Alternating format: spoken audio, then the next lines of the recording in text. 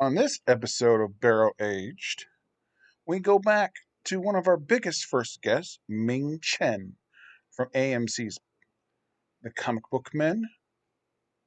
You might have seen him in a lot of Kevin Smith's movies. And before we get in there, I just want to reiterate some of our very special local sponsors. We have the Niles Brewing Company up in Niles, Michigan. We have great food and drink. We have Vinyl Tap and Table in Mishawaka, Indiana, where they have the best fries I've ever had in my entire life, wings, and guess what? We have a promo code with them. You get on their app and you can carry out food or you can have it delivered. Promo code Drunk with Buds gets you 15% off once you drop a needle at that place and start a tab. And then Hop Station, our biggest supporters, they're great. They just won Best Pizza in Mishawaka and South Bend and Granger, the Michiana area. So check them out too. Say hi to Casey and DJ for us. All right, let's get to this barrel-aged episode.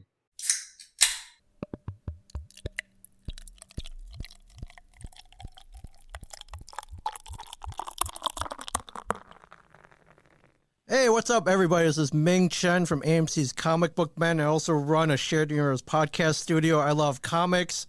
I love pop culture. I love podcasting, but what I really love is to get drunk. And what I really, really love is to get drunk with buds. You are listening to the Drunk with Buds podcast. We are getting drunk with... Drunk with buds. We are getting drunk with.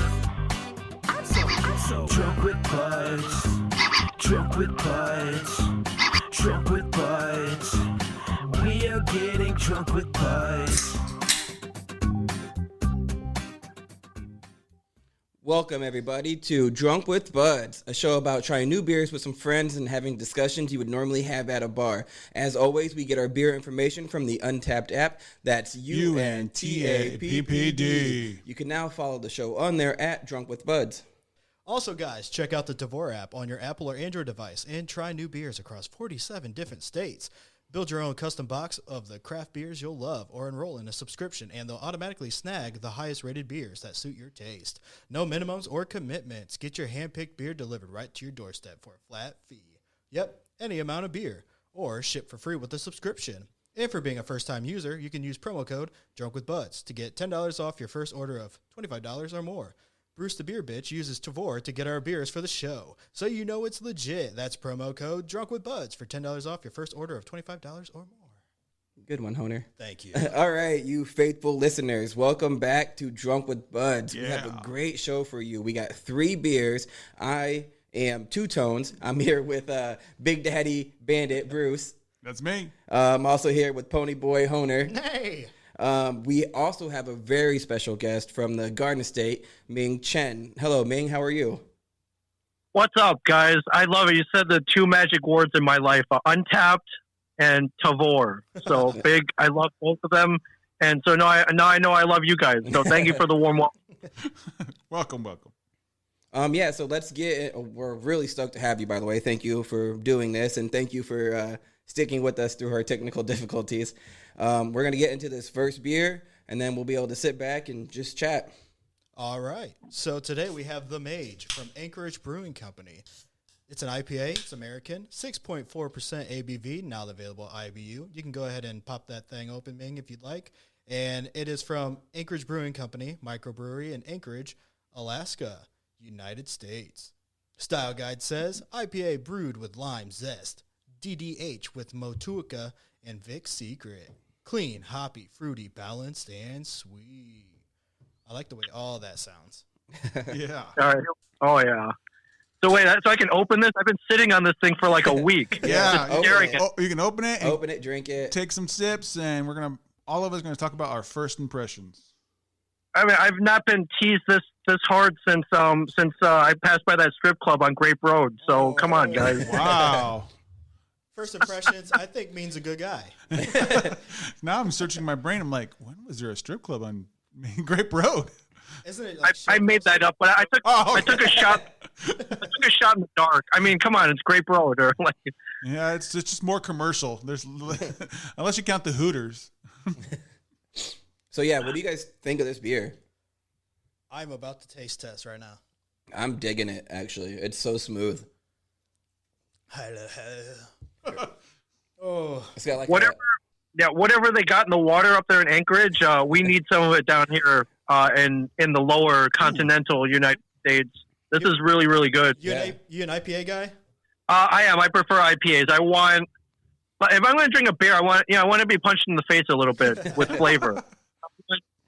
And I know the normal general public, IPA, little acquired taste. It's very hoppy. It's you're not chugging it you're not doing a keg stand with it for the most part, and you're not mixing it with. I mean, you know how much that would cost? A craft IPA keg stand. Probably around here about $1.50 for a 6-ounce. So Worth it if you're there. yeah. This is really good. I thank you for sending this down to me. Oh, no problem. I would actually say that I am not an IPA guy, and I am more like double IPAs or triple IPAs. And triple IPA is their Greed from Anchorage, and that one is amazing. So you don't like this one? This one, it's a Is that little what you're too saying? hoppy for me. I hope, Ming, that means that since you love Untapped, that you're going to add the show and us onto your Untapped friends list. And then I will. And then use I our will, promo for sure. code for Tavor if you want to. He's not a first-time user, I can though. take. New email. I can. I'll. There are ways to circumvent that. Different email addresses. I'm not gonna encourage that, but I listen. Tavor is. You got to pay for it. I'll take any advantage I could get to get a discount. That's right. Oh, that's so true. Your wife is the new sign up, right? Yeah. And for any breweries out there, Tavor uses Untapped to vet their beers. So you have to check in. I think they want a rating above 4.0 and like 100 ratings before they consider a beer for them. I believe that's how it works. So definitely download the app and tag all your beers that you're drinking. I always do. They yell at me because I do it too much. There's no such thing. There's a liquor store over here that actually gives you rewards and prizes for actually checking in with their spot. No, that's Bruce true. is like level 70 with that. Yeah. They give me free merch, and they're like, no one's ever claimed this stuff before. And I'm like... They had to dust it off. At one point, like, we don't have the thing that we're supposed to give you, so here, come behind the bar. You can take any glassware you want. So I took this one. It looks like a chalice from, like, medieval times. You took it? Where'd you take it? Home. And drank from it. Your ass. Oh. Easy now. Hey, this How much you been drinking? This IPA, bro. It's got me. The mage just put a spell on you. Put a hex. That reminds me. I don't know if you guys remember years ago, Pepsi had this contest where you collected points. You could trade them in for stuff. Yep. And their top prize, they were joking around, but they're like, "Hey, if you got 1 million Pepsi points, we'll send you a Harrier jump jet." Yeah. And that's true. one The dude guy figured claimed out. it. It was a Yeah, one dude figured out. I don't know. He like bought points from other people. He managed to get 1 million points, and he's like, "All right, where's my jet?" And they're like, "What are you talking about?" He's like, "Here's 1 million points," and they wouldn't give it to him. And I think he sued them, and they settled at a court or something. But I'm like, so that reminded me of you. I hope you get your jet. Yeah. Thanks. Actually, I think when that guy won the suit, they gave him a decommissioned one that couldn't fly or do anything. I mean, close enough, I guess. In the commercial, though, you see it taking off from his front yard. Yeah. But yeah, it was a Harrier jet, like in, what was that, Arnold True Schwarzenegger Lies. movie? Yeah, True Lies. Oh. Never heard of it. Or that was like when Bert Simpson won when Stampy the elephant. It's like, I want my elephant. It's like, well, we didn't think anyone would take it. Like, I want my elephant. Don't offer it. Right. Someone's always going to take it. Oh, for sure. Yep, exactly. So you, my friend, go get your elephant. Get your elephant and your drum jet. Now, speaking of Grape Road and strip clubs and things like that, what do you remember of your South Bend, Mishawaka days? I remember those days as some of the greatest of my life, although I didn't realize it at the time. I moved there in 1983, right before 4th grade. And I don't know if you guys had the unfortunate event of having to move or change schools, but it sucks. Well, moving does suck. And oddly enough, I think I grew up literally blocks from you on Sporn Drive, near Swanson, Swanson Elementary School. Yep. And oddly enough, I think I went to that school for a day, and I found out for whatever reason all the other kids in the neighborhood went to James Madison Elementary School. So I was like, well, I don't want to be left out. So my parents enrolled me in there. So I had to take a bus down there. I didn't get to ride my bike to school. And, that first day in South Bend in elementary school, my first day of school in South Bend was kind of traumatic. I remember getting there. They showed me where I was going to sit. I sat down and the kid next to me starts cracking up. And I'm like, what the hell, man? Why is this kid laughing? And he says, look down. And I looked down between my legs on the chair, and someone had drawn this giant cock on the chair. This giant cock, and I was like, great, this is a great omen for the rest of my life in South Bend. And it kind of grade? Damn. fourth grade, yeah. That's crazy. It was crazy. And I think whatever, that school was like a progressive school, so they put all the fourth, fifth, and sixth graders in a classroom together. So it was very weird. But I have fond memories of I went from there. I went to Clay Middle School, and I spent a couple years at Clay High School. And I think you guys know as well. Clay High School used to have an open lunch policy. That's right. Where you could leave the campus and go get lunch, like walk down and get lunch at McDonald's or Taco Bell or all the fast food restaurants on that 31. Yep. That's the 31. Yeah. I used to go to the King Gyros down there too. Yeah, or whatever that weird mall was down there. I used to go and play. Yes, North Village Mall. Yeah, I used to go play. They had a great arcade. They had, I think it was a music land where I would go buy all my cassette tapes and then later on CDs. That's right. And cassette tapes. That's what we listen to. I know what those are. I know what it is.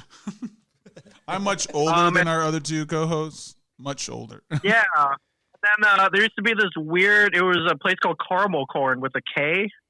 And it was this weird, like, lunch counter / popcorn stand that we used to terrorize for days on end. So, and then when I had more money, if I had an extra buck or two, I'd go across the street to the old Bonnie Dune. And I'm pretty sure that's not there anymore, but that was a fond memory too. So. There's only one left, and they don't even make their own ice cream anymore.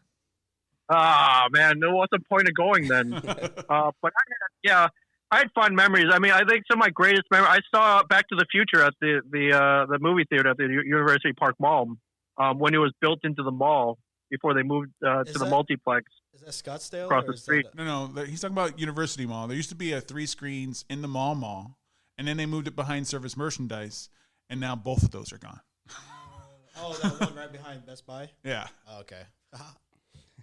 Yeah, that's where I saw Back to the Future in 1985 as a 10-year-old, and that I think that one movie like literally changed my life forever too. So it was fond memories. The Swanson Elementary School, that big giant hill, so that's where we would go sledding when it snowed. Yep. Yeah, and that's where we would try to tackle each other coming down the hill. Somehow I didn't break any bones on that schoolyard. I played a lot of Nerf football there. Yeah, it was crazy, man. So I lived there for 7 years. I was there from 83 to 1990, and I think I've only been back a couple times since, and I didn't really recognize anything, which was kind of sad. But I'm trying to get back there though. I hear there's a Comic-Con in Elkhart. Yep. And I want to make like a glorious return, man. I want to see. We'll show you about town. We'll show you around town to show you a good time. We'll bring out the red carpet. Red carpet. There's a barcade downtown South Bend. We'll take you to. No way. Now. Yeah, we have VR stuff. Yeah. Axe throwing. Oh, axe throwing now. We have axe throwing now too. Yeah, I mean that's where I learned how to be a nerd. Though was in South Bend. When I was going to Clay Middle and Clay High School. No one was into the same stuff I was, except these 2 other dudes that I met there. So that was my crew. But everyone laughed at me. They're like, Wolverine, he's not cool. I'm like, dummies. Just you wait. Like one day, That's right. One day we will be vindicated, and then I guess it's about 20 years later, maybe even about 30 years later. They're like, okay, you were right. I was like, I know. Right. Speaking of Wolverine, I saw a guy around town wearing a shirt that had Wolverine sitting there with a microphone, and Jean Grey was up against him, like kind of grinding, and he was singing "Scotty Doesn't Know." It was the awesomest shirt I've never seen in my entire life. We gotta find that shirt. That's awesome. That's amazing. But yeah, I can't remember the name of the comic book shop, but that's where I would buy comics there every so often, and that's where I bought my first Teenage Mutant Ninja Turtles comic. And then the other geek store, which I understand is still there, is a place called the Griffin. Yep. Where I bought my first set of D&D Dungeons and Dragons dice. Yeah, I'm actually in line to purchase the Griffin when the guy retires. Really? Yeah. No, dude. If you do that, I will come for the grand reopening. I will be there. I want to continue it. It's the second oldest D&D game store in America. Got to keep it alive. Wow. Yeah, I had a lot of fond memories of just pouring over, like 20-sided dice and Dungeons and Dragons modules, and wishing I could buy all the little pewter figures so I could paint. Yeah, that place is. I mean that place definitely influential in my life. I wonder how many other lives that place changed. And I'm glad to hear that it's still going. That would be awesome if you acquired it. That would be amazing. I hope so. I'm going to update it a little bit because they don't really do much of the Magic the Gathering, so they're leaving a lot of money on the table when they're not doing that. Right. And then I want to kind of he has 3 floors plus a basement, and he's only really using 2 of them. Yeah, it sounds like nothing has changed. I don't think the whole building it was accessible by the customers even when I was going. Yeah, I mean, but man, it's got so much potential, and even if it fails, it's downtown property. So even if I fail at the business, I can sell it and make my money back because of just the location. Just so you know, I'll cut this from the podcast, but we did find the T-shirt and we can send you the link so you can buy it. Okay, fantastic. That's so great. Now, I do know we're talking about our past and things like that. Two-Tone says a good question about your past. The drunk stories? Or what was your first beer? Oh, yeah, okay. Yeah, okay. We already established that you're an IPA guy. Are there any other styles that you like or any styles that you dislike? I like IPAs, but I love sours. Okay. I'm a big sour fan. I don't know what it is.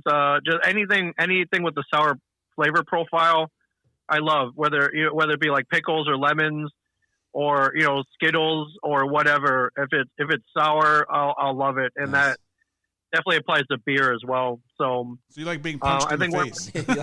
He likes being punched in the face. We've already established that one. Okay.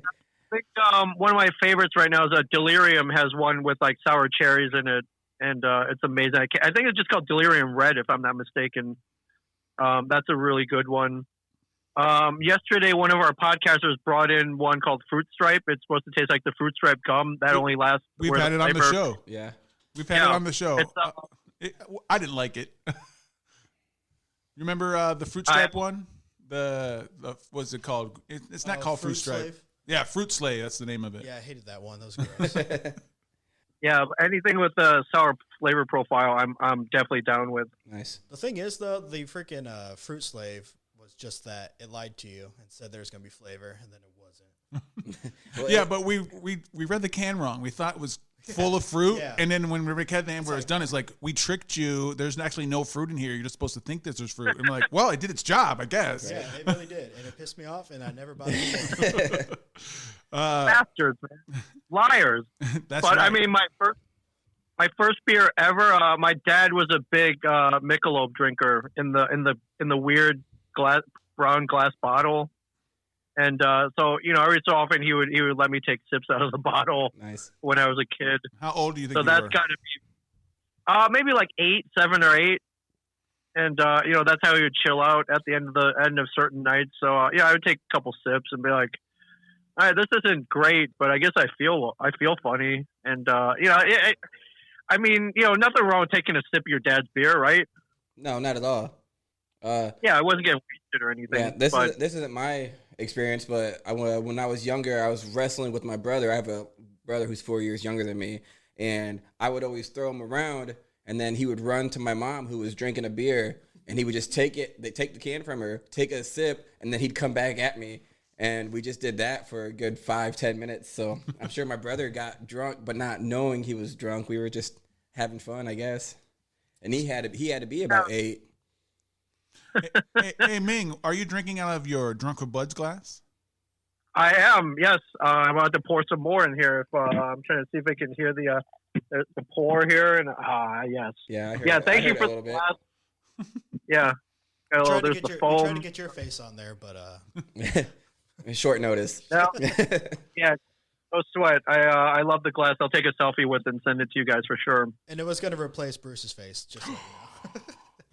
Yeah. When you mail beer out, I don't know how often you do it. It seems like you do it a lot. It was very packed secure. Do you get any pushback from the post office?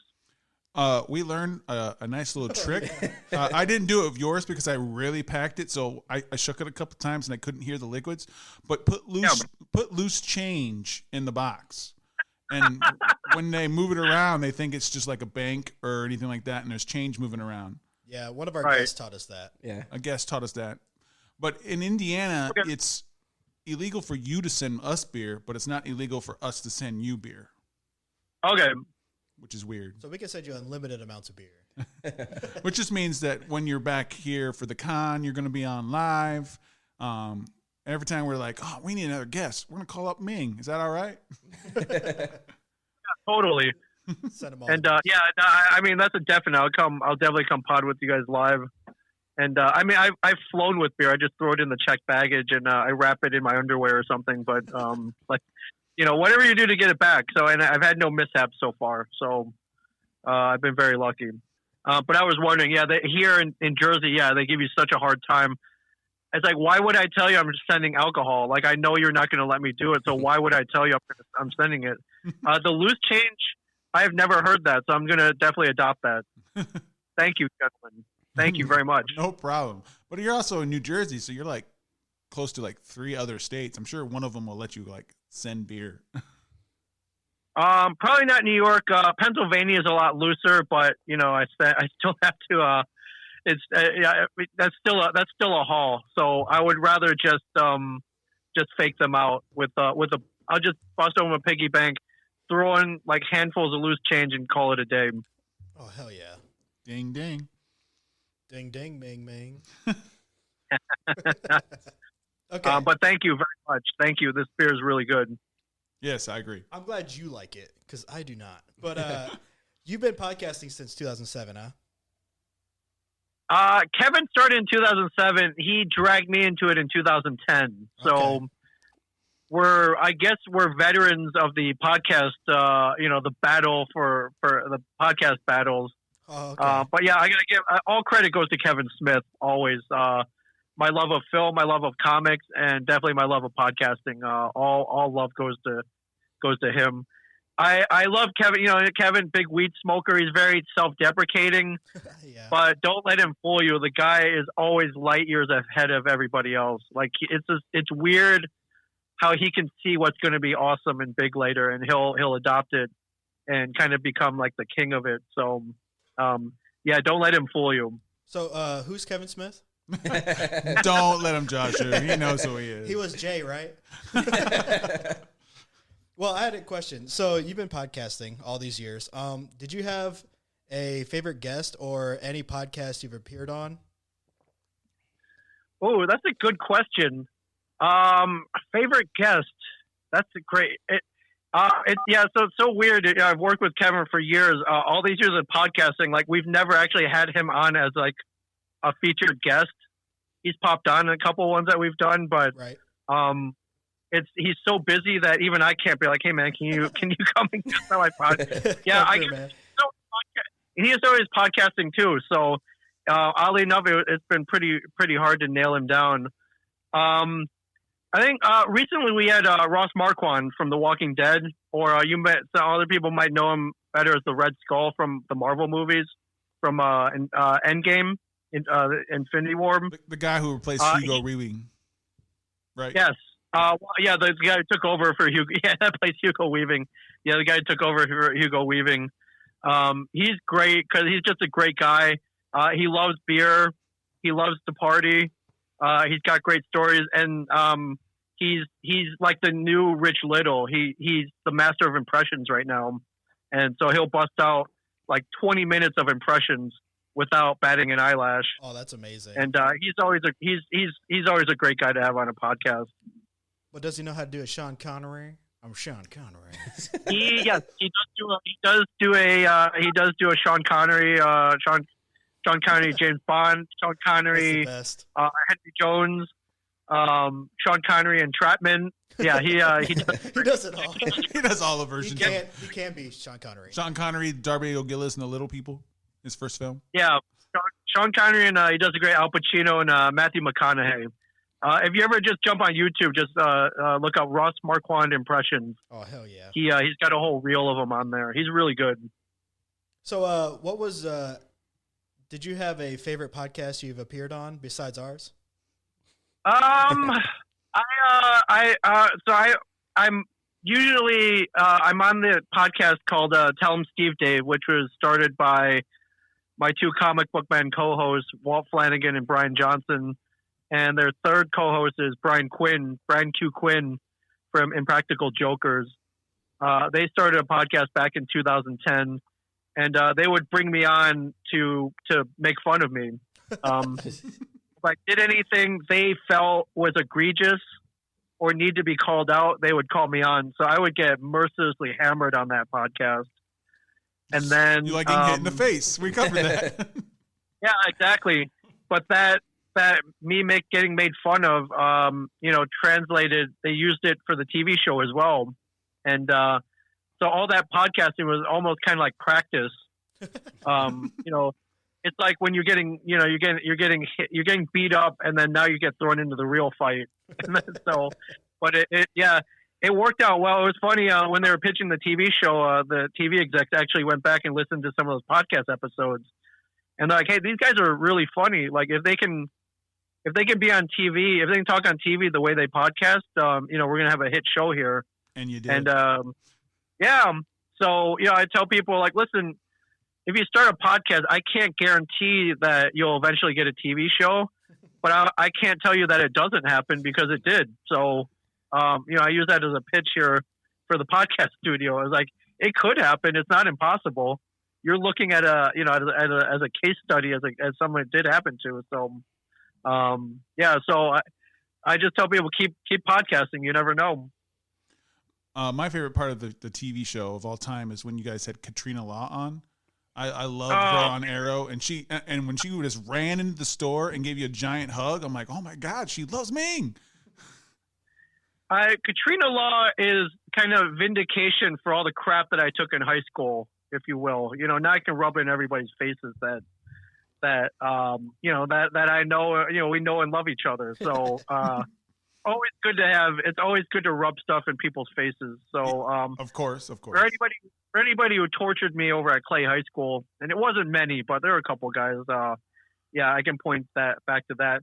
I think that season, our producers were like, "Hey, we have a lot of great guests on our show. Stan Lee, Adam West, Peter Mayhew, Billy D. Williams." But they're like, "Hey, Ming, do you know anybody maybe younger and more female, prettier? We kind of want to feature some strong, awesome women on here." And I'm like, you know what? I know just the person. So, I actually sent Katrina a text. I was like, "Hey, we're shooting. We're about to go into production. Is there any chance you would come on this season?"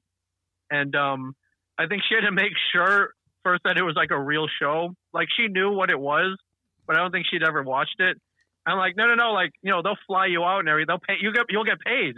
Like, it's just like not fly by night production. And she's like, yeah, I'll totally come on. And it was pretty magical from there. So so that was definitely one of my favorite moments, getting her on there. I don't know. But I only my bad. Go ahead. I only knew her because of going to so many Comic Cons. That's how we kept bumping into each other. And then, we would hang out after the con was over, and it just kind of grew from there. So, had it not been for Comic Cons, I wouldn't know her. Nice. Does she like beer? She's more. I think she's more of a wine drinker. I'm trying to remember if I've ever seen her drink a beer. I think occasionally I have. Well, we're going to do a wine episode. Oh, for her? Yeah. Well, definitely for her. If you set that up, definitely we do a wine episode. But we're going to do a wine episode regardless. We got a sponsorship with Usual Wine delivery service. Nice. Just I mean, like out. I'll drink sour milk if she asks me to. You know what I'm saying? Like it's From where? from it really doesn't matter. If it's organic sour milk, does that make it better? I don't know. Wow. But yeah, thanks for that great memory. That was a great time. Not only watching it, but shooting it as well. She's an amazing person. I really love her. And so do I. I'm sending her this clip too. Nice. Always Including sending her the invite to be on the show. Okay. Do you now? We usually ask this to every guest. Do you have a drunk story that you would like to share? Something over the top, or he's laughing, so he's got something. He's got something. Geez. I mean, it's hard because you don't remember it. I have a couple that come to mind. I was at a con in Houston, Texas that I go to every year called Comic Palooza. And my friend Neil over there runs a place called Neil's Bar, which is like the first and possibly only geek-themed bar in Houston. So it's pretty cool. You can walk in there. He's got a whole rack of comics that you can read while you drink. He has one TV that's rolling an episode of The Simpsons 24/7. Usually the other TV is running. He'll run themes like it'll be like I think one time he was running all Nicolas Cage movies. So it was like National Treasure, went into Gone in 60 Seconds, went into, whatever. He would play that all day. Moonstruck. And I remember I got in there and there are all these dudes gathered around a ping pong table he has in the back room. And they're like, hey, we're going to do some rare craft beer. We're going to have a rare craft beer tasting. Like, do you want in? And I was like, hell yeah. So I don't know, they had like 10 beers there that we were getting to. And each one would have a big fanfare as he announced it and the flavor profile. I think by the time we got to the 8th one, everyone was pretty much, I was feeling pretty warm. And I remember the dude who was doing it was like, all right, before we open this one, let's all take our shirts off. I'm like, oh, okay. What? At that point, it's like, why the hell not? So at that point, I vaguely remember it, but not really. And someone had snapped a bunch. We took a group shot apparently, and that photo that night got out to everybody at the convention somehow. So when I woke up the next morning, I picked up my phone and I got this whole string of texts, and Mike Zapsik, who was on the show with me, was like, where were you last night? And why, what the hell? I'm like, what are you talking about? And he sends me the photo and I'm looking at it. And I'm like, that happened? I guess that happened. I got to see if I can dig up that photo, but it's so weird. It's me and a bunch of other dudes with our shirts off. There might have been some ladies as well. I can't remember. But it's weird what, you'll get your history back via text the night after. And that's the only way you remember things sometimes. Right. I don't know if that's a problem or it means you had a really good time. You got to investigate and ask your friends so you can piece it back together. Sometimes you just got to have one of those nights where you're shirtless with your bros, Yeah. Are we doing this? Let's podcast with our shirts off. Why not? Make sure you take yours off first, because then we know you're for real. And we'll take ours off. The other one happened in Texas as well. I was drinking whiskey in Austin. Everything's bigger in Texas. Yeah, and at the end of the night, there's this little pizza stand out there. So me and my friend, I used to get a slice of pizza, and we'd have a bunch of bourbon. And she's busting my balls for eating the pizza. She's like, there's no way that's as good as East Coast pizza. And I'm laughing. I'm like, yeah, you know what? You're right. I'm just going to chuck this in the street. And I went back to throw it in the street. And at the same time, what ended up happening was I ended up slapping a homeless guy in the face with a slice of pizza. Oh my God. Because I cocked my hand back and I went to go throw it, and he had me walking by, and I slapped him like right in the face, and I felt so bad. I was like, oh my God, dude, I'm so sorry. Like, I swear I'm not an asshole, but like, I don't even know why I did that. And he looks over at me and he's like, hey man, do you have $5 on you? And I'm like, Here's Here, 50. dude, you can have $5. Right? You can have a felt slice of so pizza bad. too. I would have made him pay for it. Oh, Right. I felt bad. It's like, listen, I didn't mean, like you have it bad enough already. Now you got some asshole hitting you in the face with a piece of pizza at 2:30 in the morning in Austin. It's yeah, I felt bad. So I gave him the $5 and hopefully that's that. Hopefully he's not preparing for some kind of revenge on me Right. years later. He's been watching you for years. following you. I got him. I think it's Bruce. I wasn't He's the homeless. homeless guy. I'm not homeless. I actually only hear one here other than Ming that probably owns their home. That's true. So, what do you guys think about this beer? Last impressions? I love it. I think it's great. I'm gonna see if I can track it down here somewhere in New Jersey or I need to. I definitely add this to the collection, the IPA collection. Thank you guys. Mhm. No problem. So I think it's delicious. It's smooth. It doesn't taste like an IPA. So like it says it's hoppy. I don't agree. I think it's just the right amount of hops. It's very clean, and I give it. It's a little bit of fruit. I give it a 4.0. Yeah. Damn. Yeah, Actually, hold on, we're gonna Tones. rate it just like we do on the Untapped. So we'll go. You'll rate from 0 to 5, and then I was gonna say hold the fuck on because I didn't hear him rate it. I was gonna tell him to rate it. oh But then you started describing that. I was Yeah. like, okay, cool. yeah. So Ming, go ahead and give us your rating and your final thoughts on this beer. I'm definitely giving it a 4.2, and I got to give it. I mean, beyond it's a great beer. I don't believe I've ever had Motica or Vic Secret hops, so that's pretty awesome. The artwork is amazing. How can you not love a beer called the Mage? We were just talking about Dungeons and Dragons Mhm.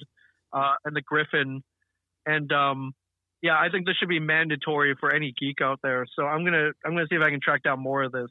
But thank you for sending it to me. Oh yeah, for sure. When you play RPGs, do you always pick the mage or? I'm trying to think South Bend was where I first played the game Gauntlet, the video game Gauntlet. It was at a Right. bowling alley.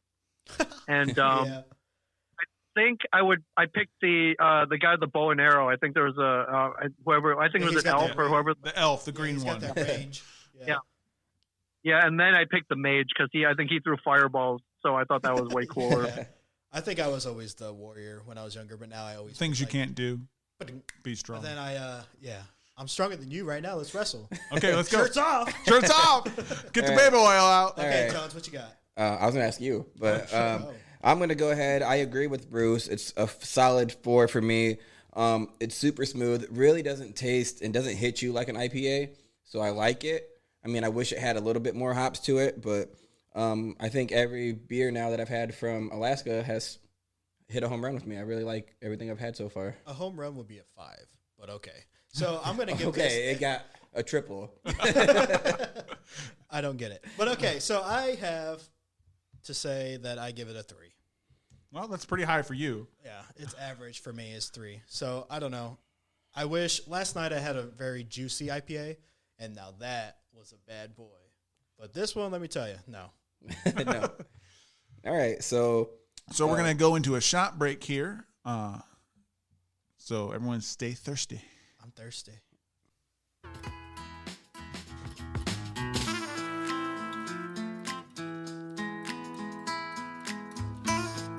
Audio Jungle.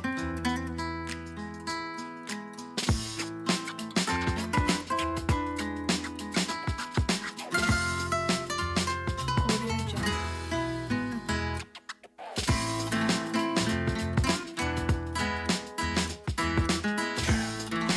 Hit the salt. Bear bandit here. Running for the border. Getting that agave. Squeeze me that juice. Tequila. Lime sauce. Who was that, Phil? That was Mexican hip hop royalty free by ASG Music on YouTube. Nice. all right, everybody, welcome back. Why are you guys laughing at me? What were we supposed to do? Because he pointed at me like I was. Oh, yeah. I know, right? All right, so we're on our way. We're going to keep going, chugging along with this one. Beer number 2, Bruce, what do you got for us? Tequila Adios Pantalones by Rar and Sons Brewing Company. It's a lager, light American, 6.5 ABV with no available IBUs. There's been 775 check-ins for an average score of 3.74.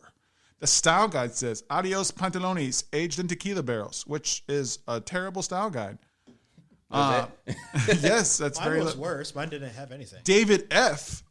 on Untapped says, a lime tasting like no other. A great blend with lime and lemon, 4.0. Well, like a let's sage. see if he's right. Let's give us our first taste. All right. Let's give it our first taste. All right, dude, it actually looks like, I don't know, I got some shit floating in here. God, always. It's weird. Bro, I smell... It's got a weird taste to it. I I think I could taste the barrel. I taste the tequila, bro. Do you? Ooh, smell I the smell tequila. the tequila. I smell the tequila. It tastes in my throat, and I'm fucking getting punched by it right now. Damn, it feels like I just took a shot. I think I taste the barrel. I like it. I didn't say I Yeah, didn't. there's a lot going on here. So yeah, at first taste, you taste the lemon and the lime, and it's got the tequila finish. And then what happens to us after this? Who knows? But It feels like I'm licking the barrel afterwards. Yeah, the barrel aftertaste. Like it's kind of like dry. Yeah, like I lick some wood. Yeah, the barrel has its legs spread open, and we're tasting the lemon and lime mix inside its snatch. Wow. That's a really, Very descriptive. that's a good visual. It's right almost there. like he's been there before. Oh shit! wow. Well, adios, but- pantalones. They're coming off, I guess. We're shirtless. Now let's go pantless. Might as well. With the lemon and the lime, it reminds me like at first taste of the Leinenkugel, the summer shandy.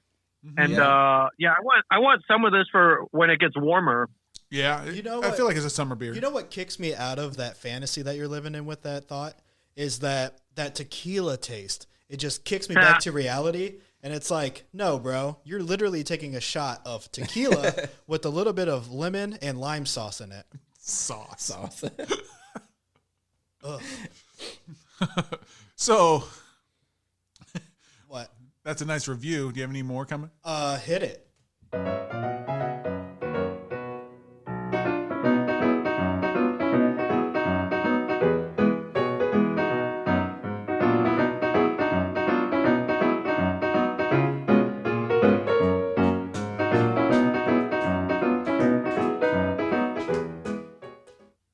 Dive Bar Review. Dive Bar Reviews is a section where I read a majority of 1-star reviews, maybe a 5-star and a couple in between. Let's do this thing. Today, we're digitally visiting Murphy's Bar in Long Branch, New Jersey. Not to be mistaken with the Murphy's Bar we did last week in Manchester. Here we go, starting it off with a high note because it goes downhill after that. Ellie loves to surf with the 5-star banger. Ooh. Always love to visit Katie. Best bee tender out there. Great friends always there too. Heart emoji. Nice. Have you ever met Katie? Oh, who's that? Me? Yeah. Oh, Katie. Not sober apparently because I couldn't remember her first glance. So, and I don't know if I want to remember her. So, but but let's just say yes for posterity's All right, sake. cool. So next up we have Anthony Acera. Disagrees with Ellie the surfer with a 1-star saying, "Are you fucking kidding me? Why would somebody yelling at me? I didn't even get out the fucking door before I lit my cigarette and somebody's yelling at me and people are nodding on the bar. Fuck this joint." I mean, isn't that every dive bar though? I mean, Yeah. what the? I what take was it- she expecting? So I take it it's a non-smoking establishment then. Yeah. Well, no, it lit it outside, but yeah. I think most of them are right. What bar lets you smoke inside anymore? The one that we have the is one- Shine Bar. The dive bar I always go to is called The entirety of South Bend, it's Mishawaka. called the Treehouse Shine Bar. You are allowed to smoke they inside. all got grandfathered in. Oh my God! Thank God for the grandfathers. Okay, Yeah. I take that back. Oh yeah. So next up we have Georgina O'Sullivan with a 3-star. Too much expensive here, but the price are reasonable. Wait, what? So she just contradicted herself. No, I can tell you. I think they have. I think it's Miller Lite there. They're like $3 on draft. So Oh my god! That's too expensive. You can get a Yeah, tanker. You can get a apparently. tanker of that over here. I get well water for that much.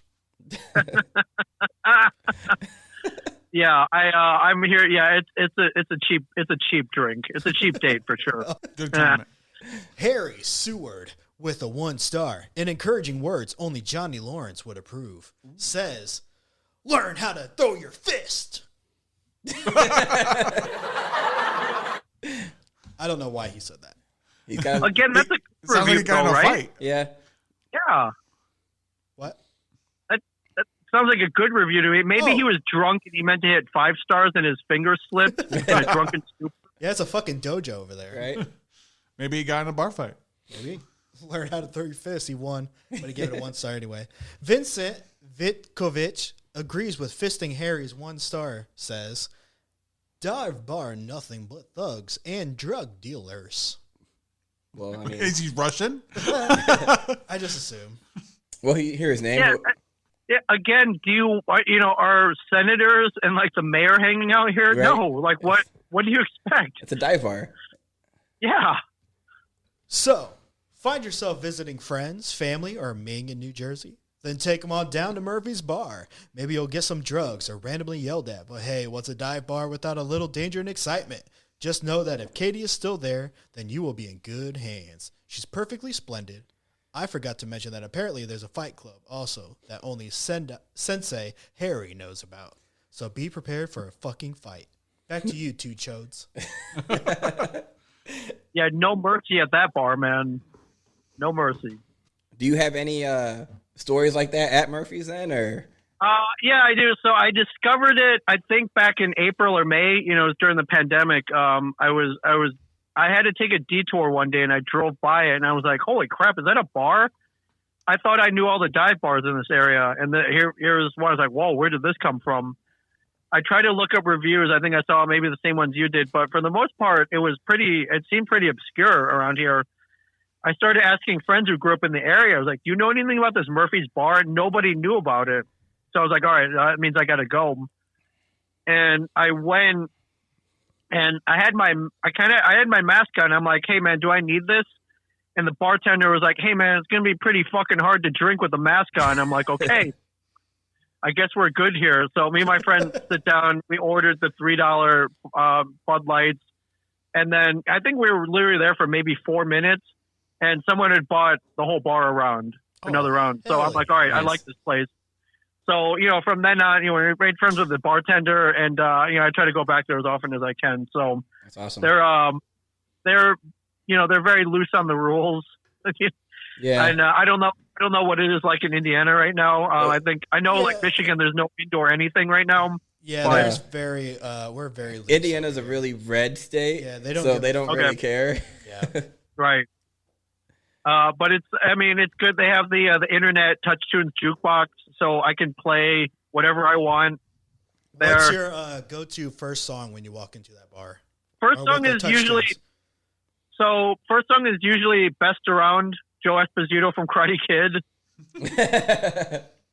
Followed by Rick Derringer's Real American, aka the Hulk Hogan Oh my entrance gosh. song. Those Yeah. are all great songs. Yeah, those are usually my two. So, and then anything off the Rocky IV soundtrack. So that's those are my go-tos. Nice. But yeah, that's Murphy's. If you guys ever make it here to New Jersey, we're definitely going. Hell yeah. Road trip. Recently, I found this place, a group band called No More Kings, and they did a song in the early 2000s and they did it with Johnny and Ralph Macchio called "Sweep the Leg, Johnny." If you get a chance, give it a listen. Yeah, definitely. There's a great video on YouTube for that song, and I think Billy Zabka directed it, Yeah, as well as stars in it, and all the old Cobra Kais are in it as well. Definitely check it out. Speaking of Cobra Kai's, let's get to some pop culture.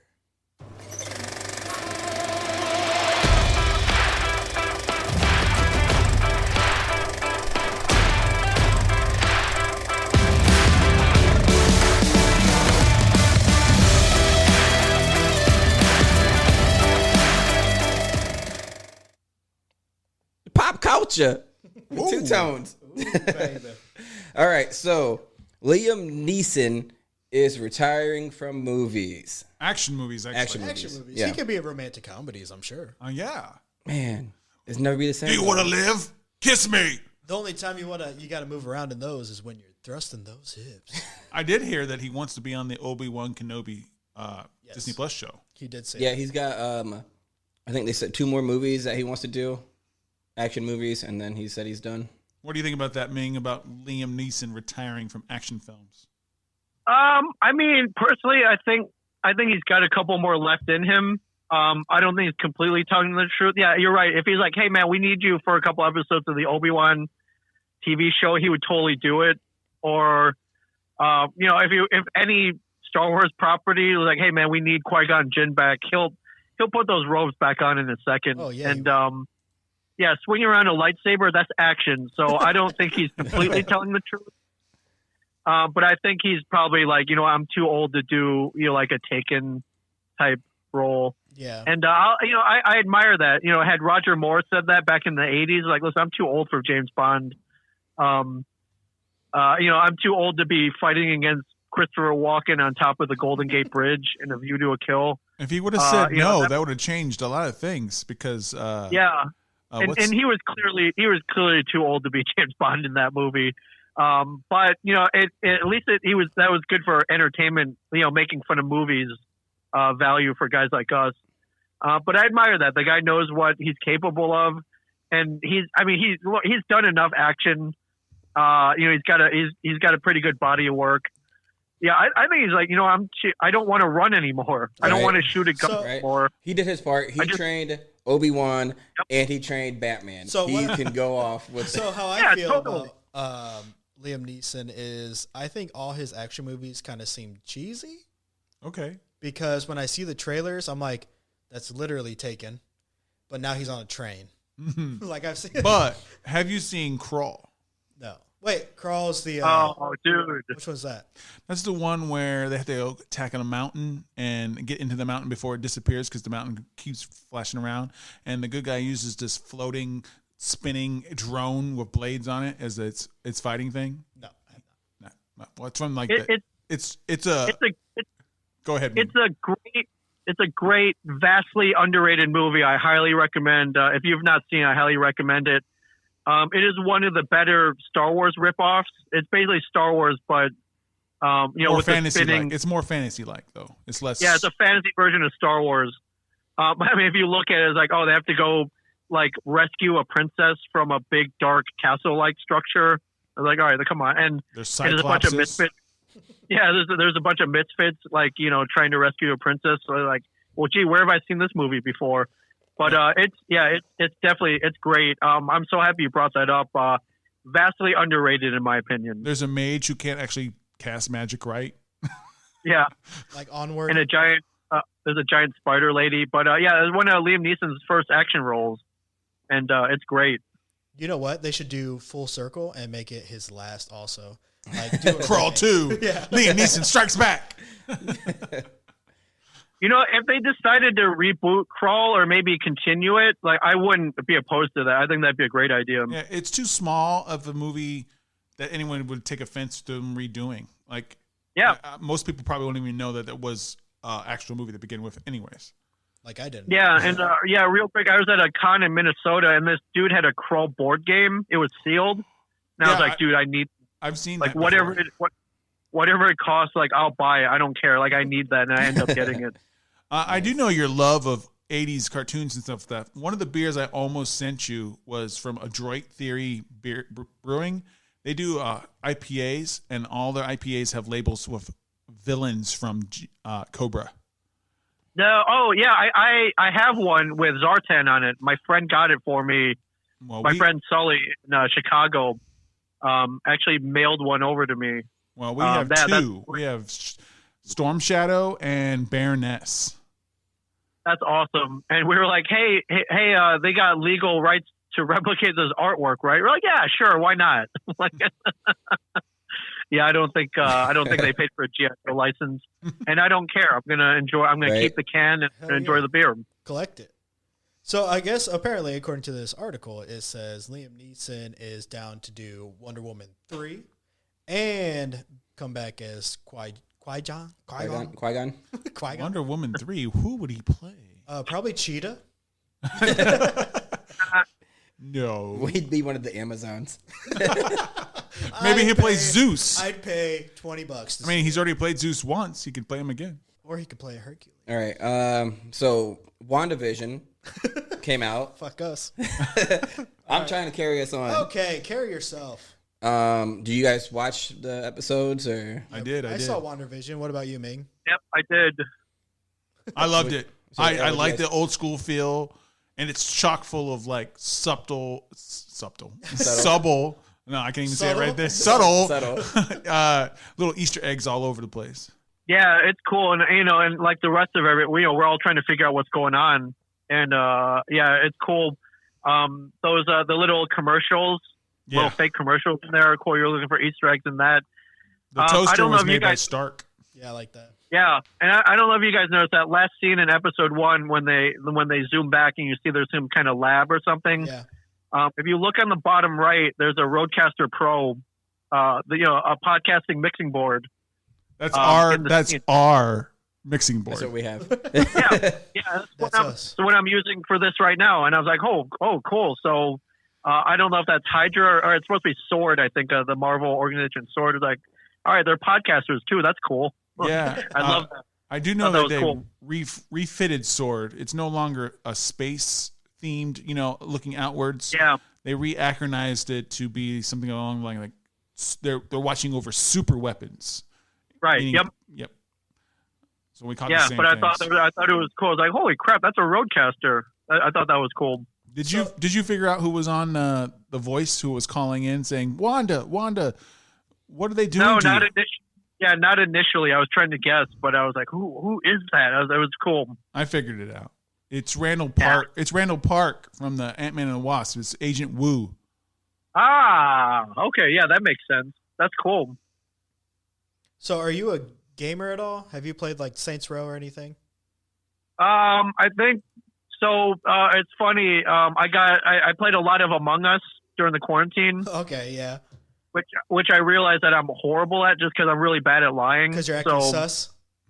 Yes. Every time I was the imposter, I'd get called out immediately. I'm so terrible. Oh, man. Lately, I've been streaming 8-bit Nintendo games off the NES Classic. Oh, yeah, and- okay. I actually did that last night. I just been loading up ROMs into my NES Classic. So last night I was playing Rampage, Russian Attack, and then I always finish off playing RC Pro Am. So I haven't been streaming these like 120 frames per second, Oh, games. Like I'm not streaming like Last of Us 2 Okay, right. or like Call of Duty. I'm going like super old school. So Okay. Well, because what reminded me of Saints Row is there's a fourth one when you're the president, whatever, aliens come, they explode the world, but they take you hostage and shit. So it's kind of like the Matrix. And so WandaVision reminds me of that. Like they're stuck in this little simulation. Yep. And it's like I feel like aliens obviously are in control of it. But apparently it's not aliens, right? You might think it's like, I think it's Wanda. I think she's controlling everything what's going on. oh shit. She slipped into some kind of like bubble of reality that she can create. She doesn't want to break it because she has vision. Because she likes that. Yeah. Yeah. Okay. I was gonna say his ass is That's why like she the brought colors and stuff that always mess with her are always Tony Stark themed. The Stark toaster had the red light. It's the only thing that had the first red light. And then when the the little drone came in, helicopter. the helicopter came in, it was in colors of Iron Man and stuff like that. Because that's a traumatic part of her life. Because remember in the first Avengers movie, no, the second Ultron movie, she was describing sitting in a crumbled house of her brother, seeing a Stark bomb not exploding. So like I said, I think that's what that's Tony Stark implying. kinda It's like it's mess with their head. She's deep in within her psyche. okay. Yeah, I did not catch any of that. I was just assuming it was aliens. That all went above Hunter's head. Way over. Just Way over your head because you ain't fucking seen it, Tones. But I know what he's talking about. Do you know what's also over people's heads? Well, that's true. But King Kong and Godzilla movie is coming to your screens sooner. They moved up 2 months forward. Now it's going to be March 26th. But bad news. They for all pushed those- back James Bond. James Bond got pushed back again to the fall. Uh, So it was supposed to come out last spring. Then they moved it to this fall. And then they were trying to sell it to online streamers. And they're like, no, you're asking too much. No. They're like, fine, we'll wait till the pandemic's done. And now they're moving it to fall 2021. I've been waiting for this movie forever. I'm a huge James Bond I know fan. you've been talking about this forever. Forever. How about you, Ming? Are you a James Bond fan? yes, I am. I get made fun of mercilessly because Roger Moore is my James Bond, but he's the one I grew up with in the 80s. I don't know if you guys have heard of or have watched Pluto TV, which is a free streaming app. Yeah. They have a whole James Bond channel. So whatever time of day it is, you can turn on Pluto TV and catch a James Bond movie. I love And it. that's what I've been doing lately. I'm So a you big, get I'm a big fan of Matt Gorley and Matt Myra, who do the James Bonding podcast. Yes. They're awesome. Matt Myra is Yeah, one of the writers for the Goldbergs. Yeah, for sure. And he's a fellow podcaster as well. Actually, both of them are, of course. But I'm a big James Bond fan. I don't mind them pushing this back. I think it needs to be seen in a theater. I think all James Bond movies need to be first experienced in a theater. Yeah. And I don't blame them for pushing it back, hoping that things calm down and people can return to movies. So That's kind of like how did you watch Wonder Woman? I'm sure the new one. unfortunately, yes. Yes, exactly. That's what I'm saying though. Like, I feel like superhero movies and shit like that, they should be on the big screen. And I'm not saying Wonder Woman would have been better on the screen, but I mean, it couldn't hurt. You know what I mean? To actually I didn't see think it was bad. It just wasn't as good as the first one. I don't know, man. It felt like they crammed a whole bunch of like heady stuff into it. This is a superhero movie. It doesn't need to be that heady. You can put a little bit of headiness in there, but like, I don't know. I just hate how it resolved itself that way. But I can't. If they're gonna move James Bond back, I'm happy because I paid for like 250 entries into being at the premiere with James Bond himself as my guest, me as his guest. Sean Connery? No, Daniel Craig. Sean Connery. So it was on the omaze.com. They do like a charity stuff. So Yeah. That's cool, man. You and Daniel Craig, huh? yeah. That'd be cool. So there's another one out there for Moneypenny if you like her. She's also doing it on Omaze as well. It supports good charities, and you have a chance to win cool ass shit. Yeah. I want to see you win. I hope you win. All right. Let's keep going. Moving on real quick. NBC, the Young Rock sitcom that's supposed to air. Are you guys excited to see that? Yes. Or are you guys just over No. The Rock? Because The No. Rock's been everywhere. I like it because The Rock is not in it. It's just a kid who's playing like a kid version of The Rock. And I want to see all the 70s and 80s people were playing those wrestlers from the 70s and 80s. I think it's going to be great. Ming, have you heard anything about The Rock TV show? I think this is brilliant. I think this is absolutely genius. And listen, anything I watch now is it's either on probably HBO or some kind of streaming service. So I have no hope for any network TV sitcoms just because they can't be edgy enough. They can't compete. But this is a genius idea.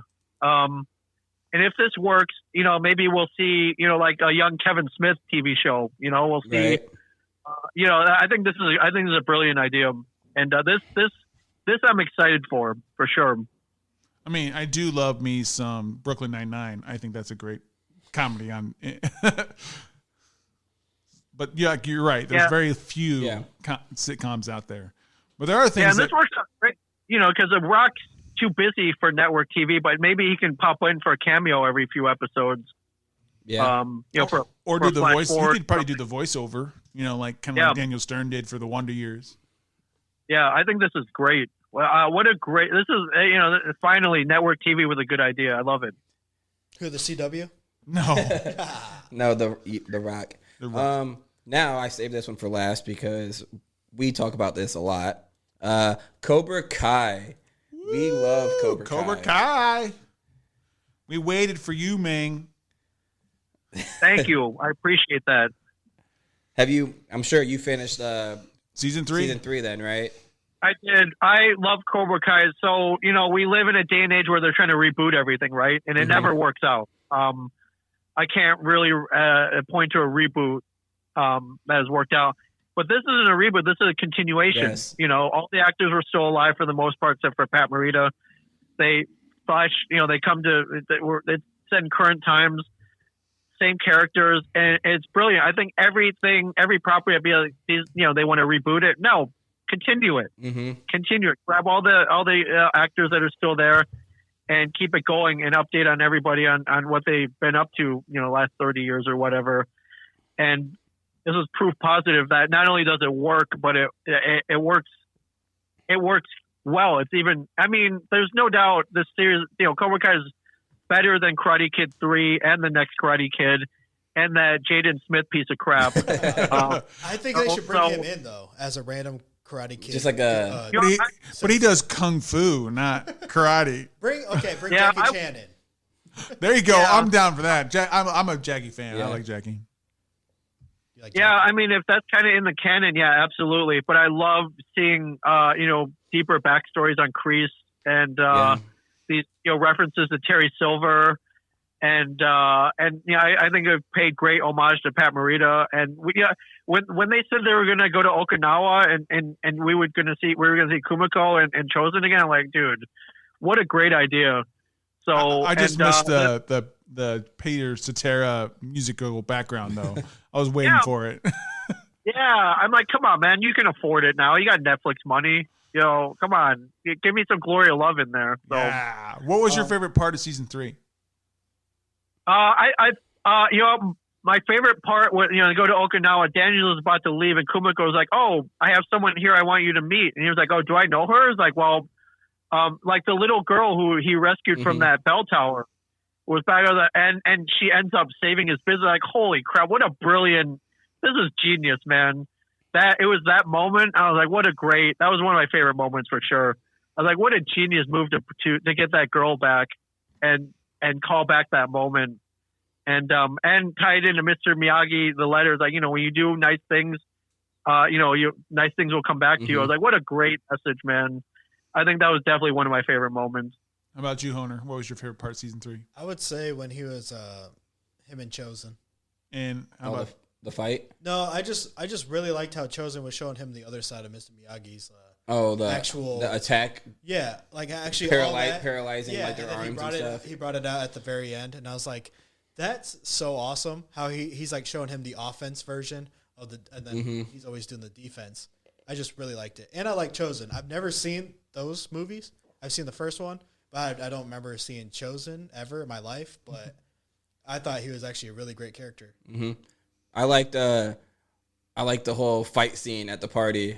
Oh, like Hawk became the buddy again. Oh my God, I was so they all became friends. I love like at the end of season 2 at the school, the whole episode was a fight scene. I felt like that's the same at the party. Like I like that it's a whole choreographed fight scene that they just throw in there because you don't see that often with fight scenes. It might last 5-10 minutes. Yeah. This way they have except for in Daredevil.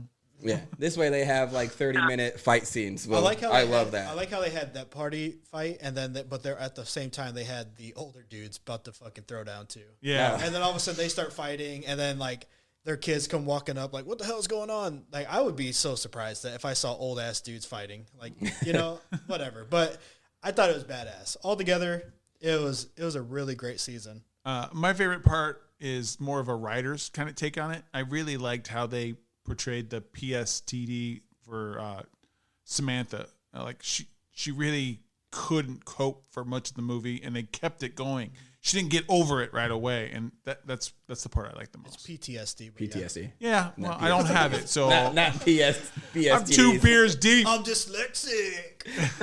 DSTP. I hate you.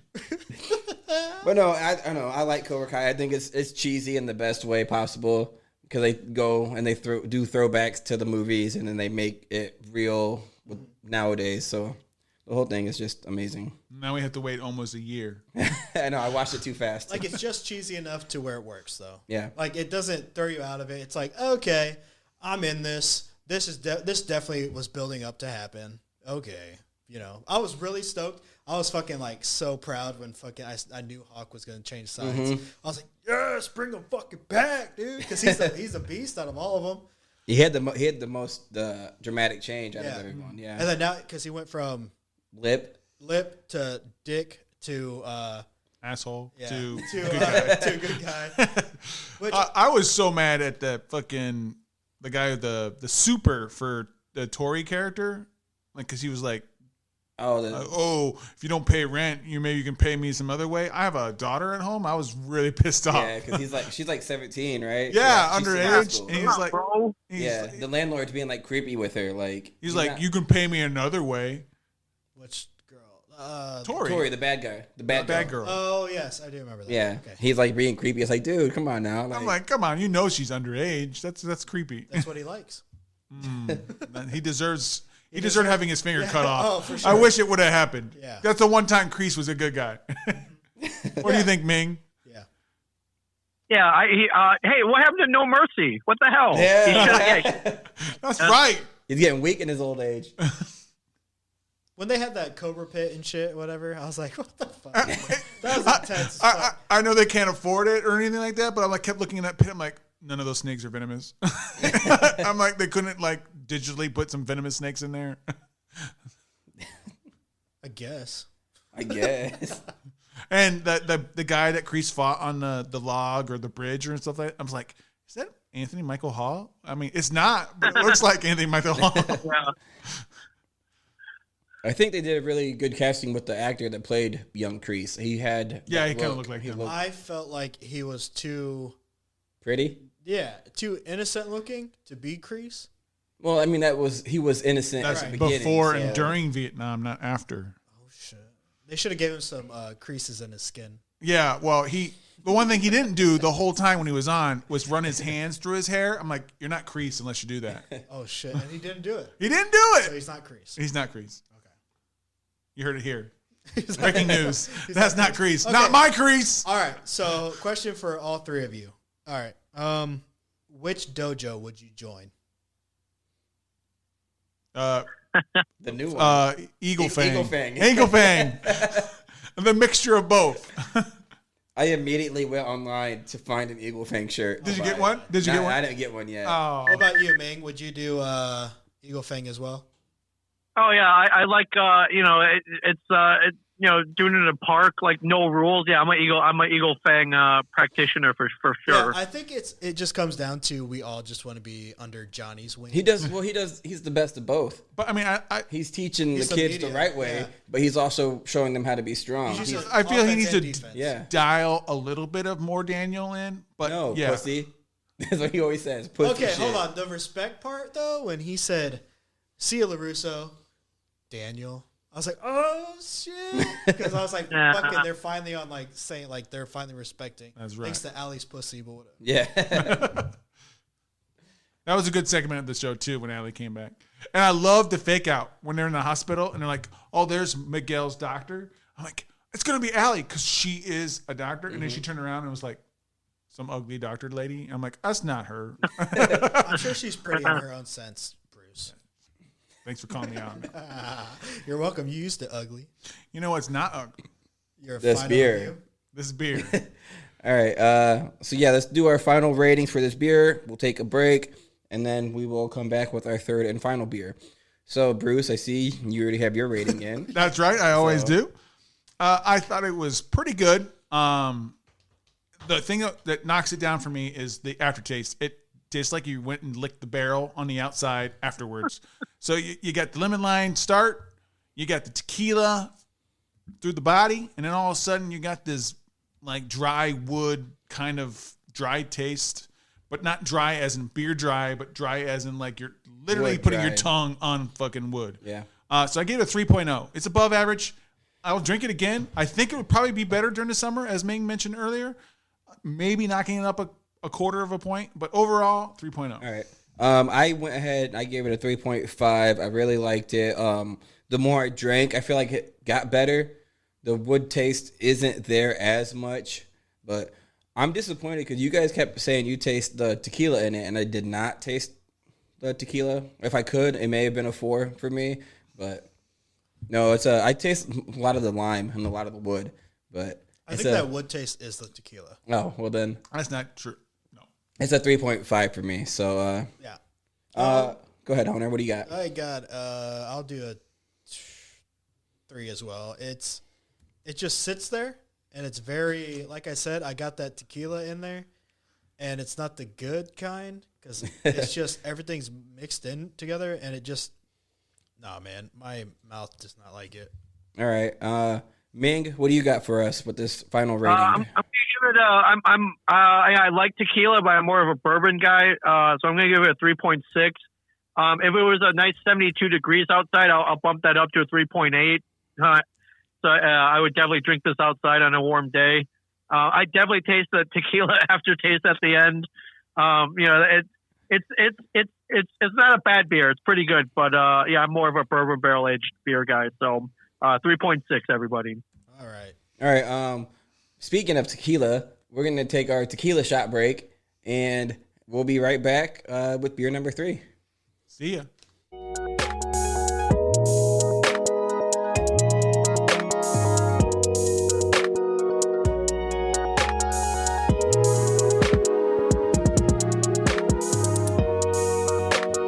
Up in the sky, I'm really high. I'm an astronaut. Look at me now, looking at you. I'm looking.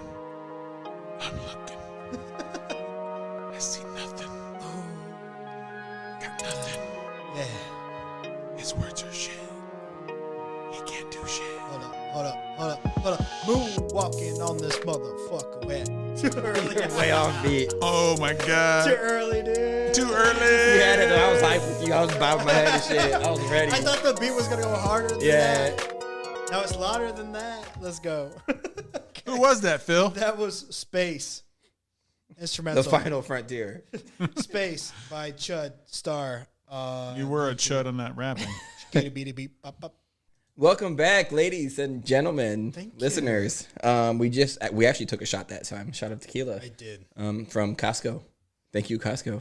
Thank you, Costco. Yeah. It was from Costco. Yeah, it's the Kirkland brand from Costco. Kirkland. Kirkland. Yes. Third and final beer. Who's got this? I got this. I thought Bruce did. No, I got it. We're drinking the Churro Laser Sword Fight from Weldworks Brewing Company. Do we know where they are? Colorado. Is it Colorado? Yep. Okay, they're out of Colorado. Good to know, dude. It's a 4.2 ABV, not available IBUs. Greeley, Colorado, to be What precise. was it? Greeley. Greeley. Style guide says sour wheat ale brewed with churro, cinnamon, milk, sugar, plus Madagascar vanilla. I see that. James F says the sour pastry style is the next big thing. Nice. So we'll see if he's right. You know what would be cool right now? So, Ming, Yes. we are in different worlds right now. You're in a different state. He's So gonna are we. he's taking us somewhere. Hold your can up with 4 fingers. Okay. Let me know when you do that. Okay. Bruce, too. 4 fingers, Bruce. Okay. Isn't that Right. wild? Now we're all holding our cans up like this. We're all connected. All now. of us are connected right now because all 4 of us are Wow. holding our beer cans like this right now. How In much this you- moment, it's only us. How much you've had to drink there? Bro, that tequila shot took me out of this world, bro. All right. God.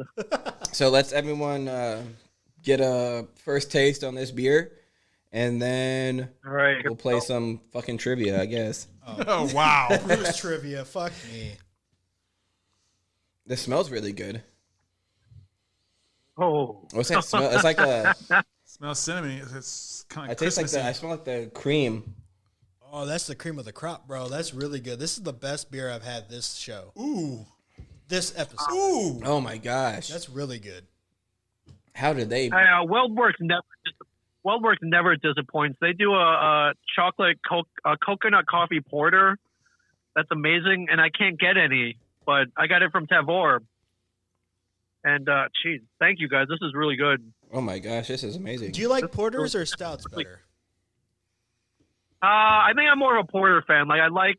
It's lighter. I mean, both are great. I love beers that I need a knife and fork to drink. You know what I'm saying? You know, Yeah. just say, Not a Guinness fan, huh? Nah, I love Guinness. I just love dark beers that it makes me feel more of a man drinking those. You know, The desserty ones. The steak and potatoes beer.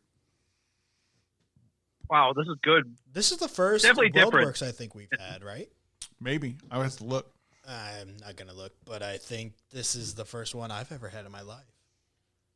This is. It is definitely good. I taste the churro-ness to it, and then it has a slight smack you in the face slap of a sour at the end. Yep. It's very, very easy to drink.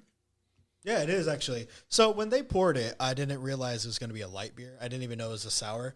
By the name churro and everything, I thought it was going to be a stout. I'm really glad that I was wrong. And you know what you're most wrong at? Brews trivia. That's right. Here's the theme song.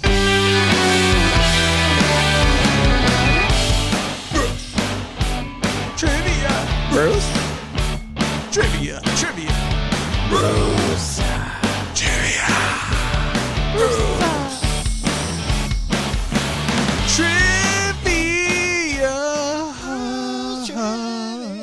Bruce. Welcome to Bruce Trivia. Ming, this is your first time, so we're going to go over the rules. We're playing the name game this time, a game devised by myself.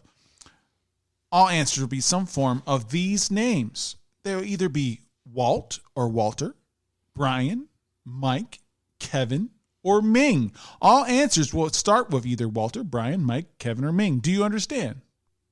I understand. Yes, I concur. So, for example, if I said the clue, the musical boss of New Jersey, the answer would have been what? That would be Bruce. That's right. But if you would have said Bruce Springsteen, I would give you an extra point. So full names give you extra points, but Bruce would have been correct. Okay. So 1 point for just the first name, 2 points if you give a full name. Is everyone ready? Yes, sir. Okay, So Ming, you don't have a buzzer like my friends here. Right. So you're going to have to make some kind of audible thing unless you have like a bell or something handy. So this is what ours sounds like. What sound are you going to make? I'll do a fart noise. Okay. yeah. A fart noise. All right. here. Fart So here. hands on your buzzers are fart noises. This person played the cavalry in the MCU, defended the Emperor with Mushu. What actress is this? Two tones. Ming. That is correct for 1 point. Ming Na played gonna say- Mulan, and she played the cavalry in the MCU show Agents of S.H.I.E.L.D. What's the full name? Ming Na, I just said. I thought I was gonna say Mulan. I would have been right, but You would have been wrong. I would have been right, but wrong. You know what I'm saying? So 1 point to two tones. Two chodes. Number 2, get everyone ready. On the NES, this is the place Little Mac knocked out this boxer. Honer. He doesn't know. Fuck me. Eh. What were the names? Nope, I'm not telling you. Kevin. Eh. On the NES. Oh, Ming. Got it. That would be Mike Tyson. That's right for 2 I points. forgot the name, so. Yeah, well, you're losing. Yeah. Nothing new. That name. Number 3, he was married to a fox after he had a job portraying someone who lived in 90210 on Fox.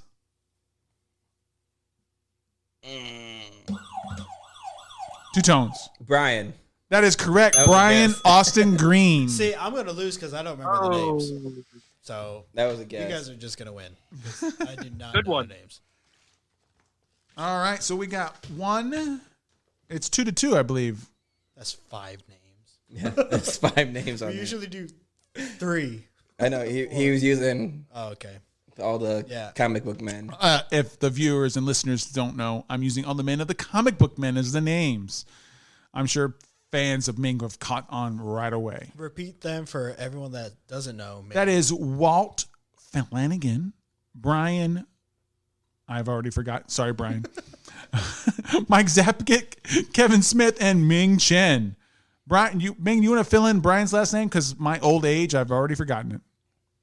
Johnson. Brian Johnson. Brian The Johnson. whitest name on the earth. Brian Johnson. That's right. He's got a big full beard. At least last time I That saw guy? him. I love that guy. All right. Number 4. Is everyone ready? Yeah. Yes, sir.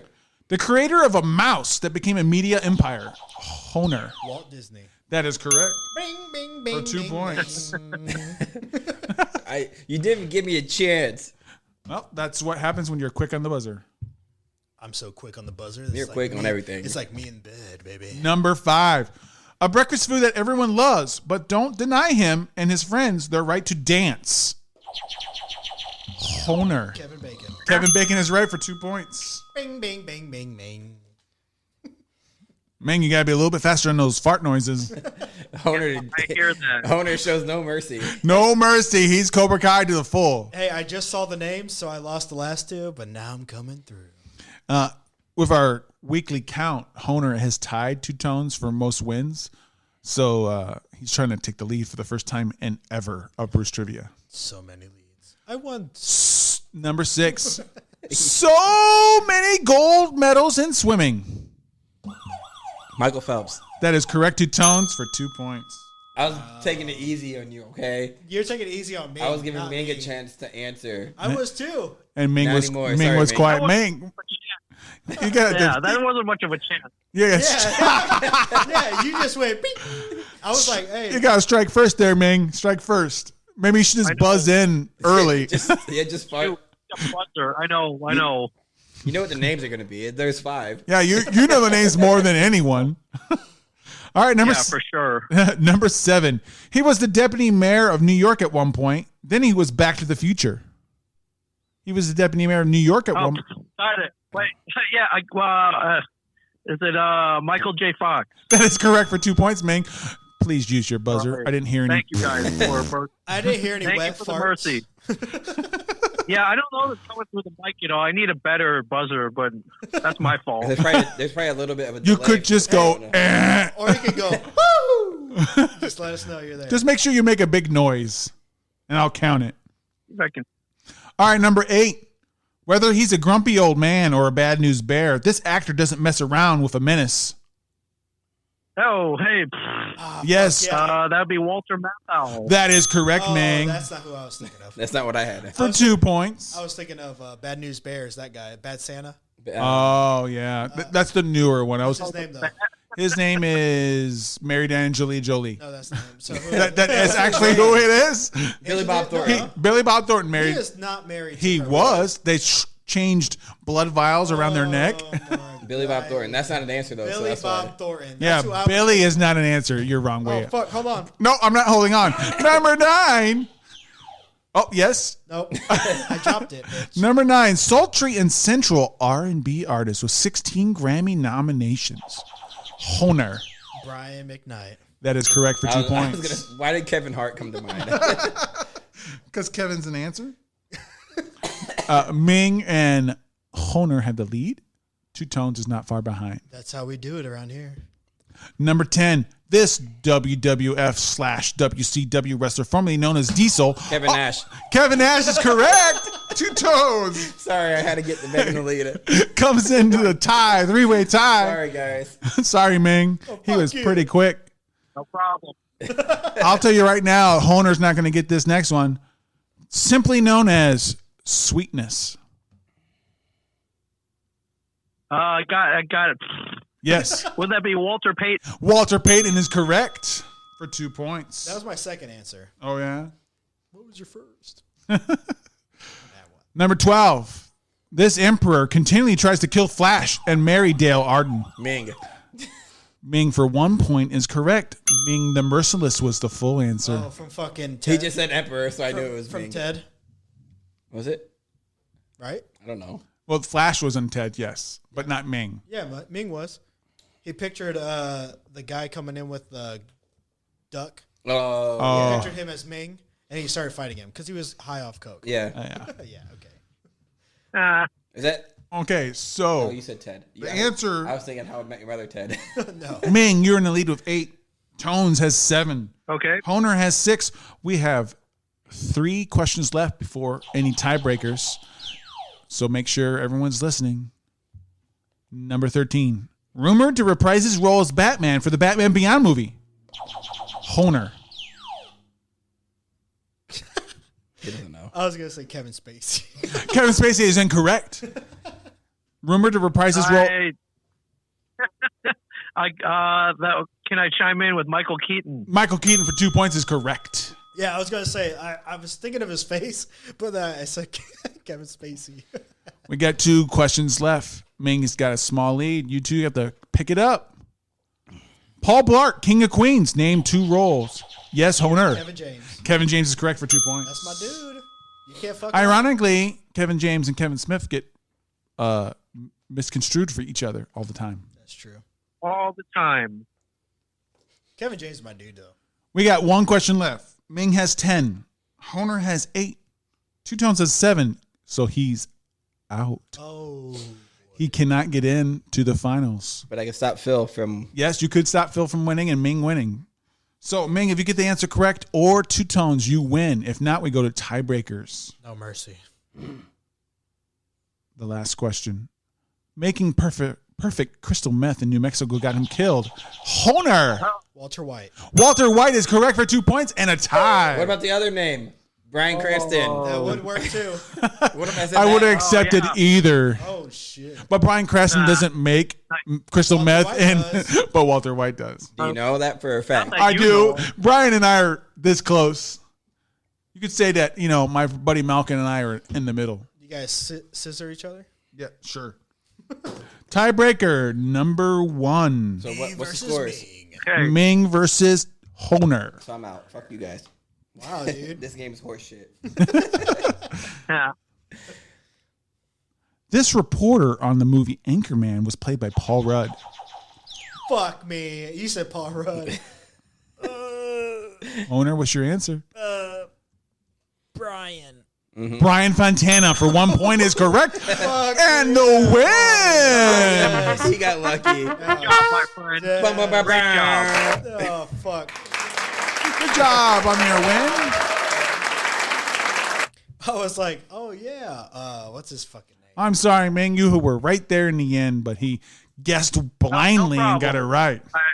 My other tiebreakers were runs an office in Scranton, Pennsylvania. Michael Scott. Michael Scott would have been correct for 2 points. He ran? Office. Ran his office. And tiebreaker number 2, just in case it kept going. Married Britney Spears once, also a dancer. Kevin Federline. Kevin Federline. That's correct. Those would have kept going. It does look like you should have been better on the other ones. But Honer, you have won Bruce Trivia. Thank you, guys. Boo. I wanna thank Ming for letting me Mute win. him. I wanna thank Two Tones for letting me win. I wanna thank Bruce for letting me be here. And you're now finally in the lead of those who have won. You. Thank you. I helped him by giving him the Bro, names. I would have never known any of those names. Because he was not repeating his ass. All right.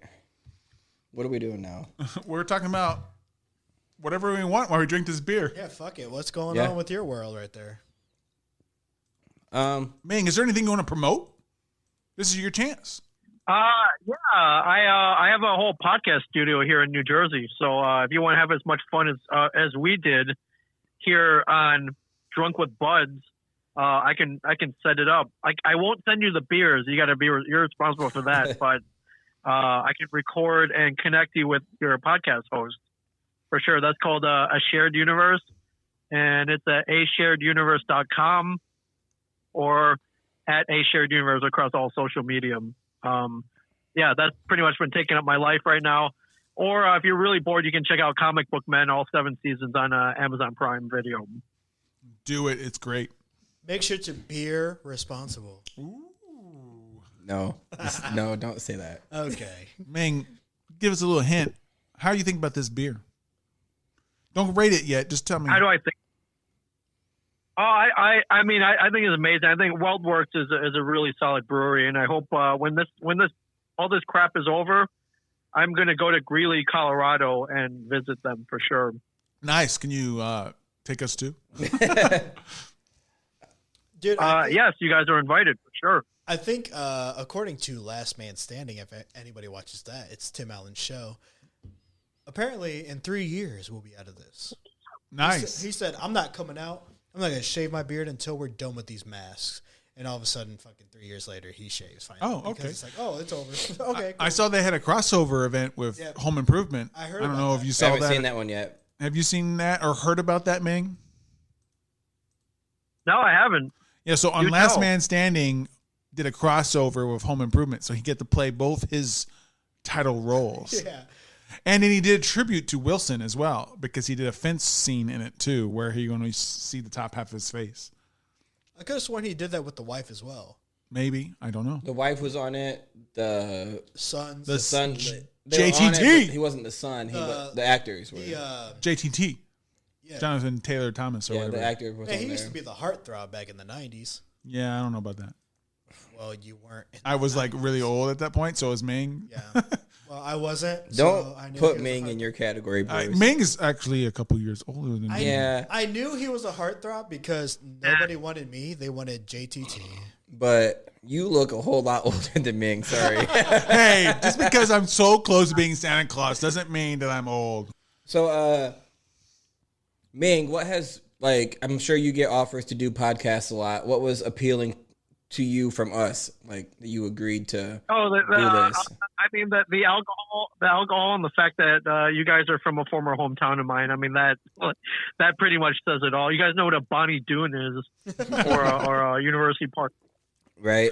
That'll do it every time. But yeah, if you're mailing me beer, absolutely. That's a slam dunk right there. That's our end for anybody, I Oh, think. hell yeah. We'll send you guys Off beer. the top of your head, do you think Walt or Brian would love to do the show too? Absolutely not. So you get me. What about Bryan Cranston? do you know Walter White?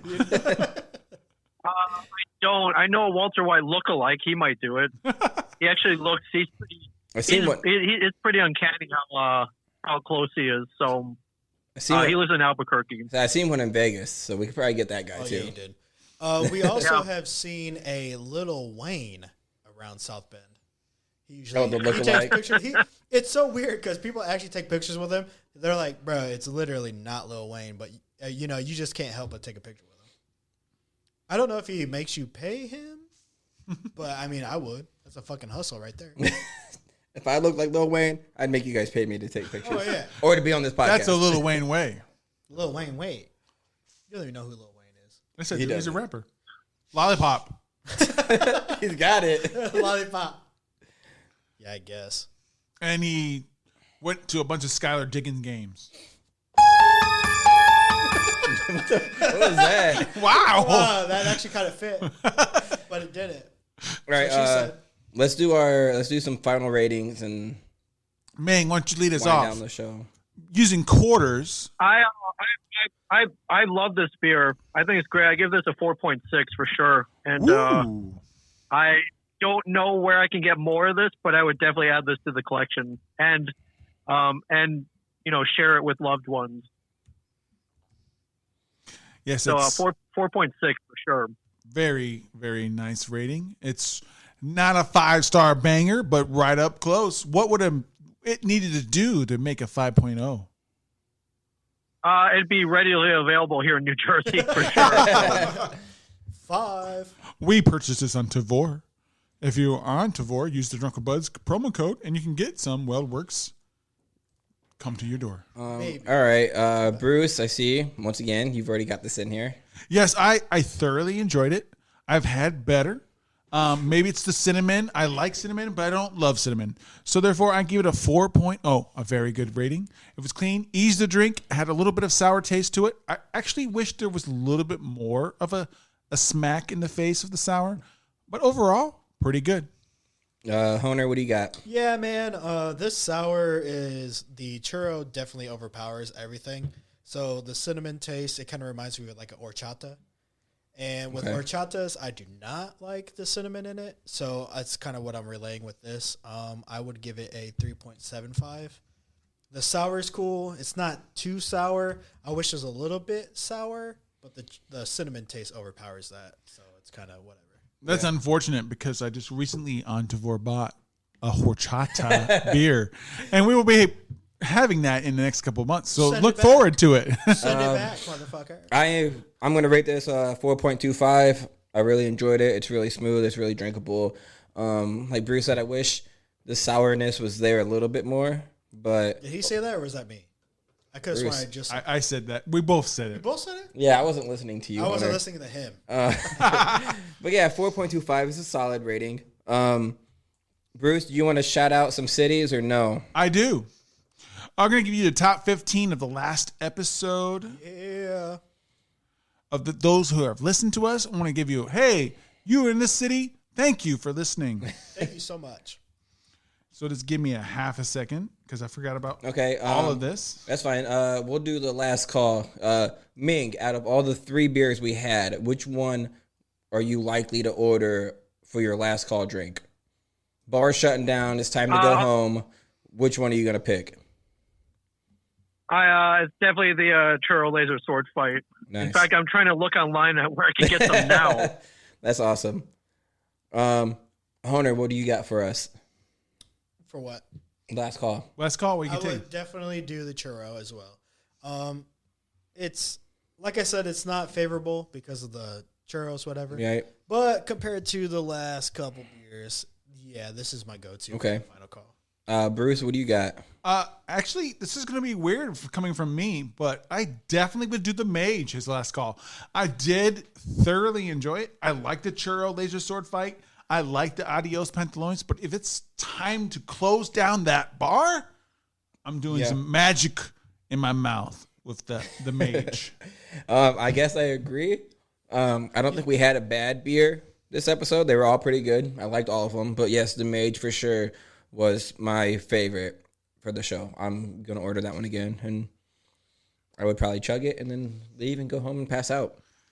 All right, I'm ready for the All right, Bruce. shout outs do to some the shout top outs. 15 cities that have downloaded our podcast from the last episode. Hello, cities. We got Goshen, Indiana, Westlake, Hey. Stevens, Washington, Chicago, Illinois, Mishawaka, Indiana, Benton Harbor, Michigan, Adelaide, South Australia, Frederick, Maryland, Chichi de France, Dallas, Texas, San Jose, California, Portland, Oregon, San Antonio, Texas, Hollywood, Florida, Houston, Texas, Paris, France, Seattle, Washington, Fitchburg, Massachusetts, Epping, New Hampshire, and finally, Oslo, Sweden. Hold on. I heard New Hampshire in there. We did theirs last week. That's right. Manchester, my guy. All right, so we'll do some social medias. Ming, you want to promote your social medias for the listeners? Yeah, totally.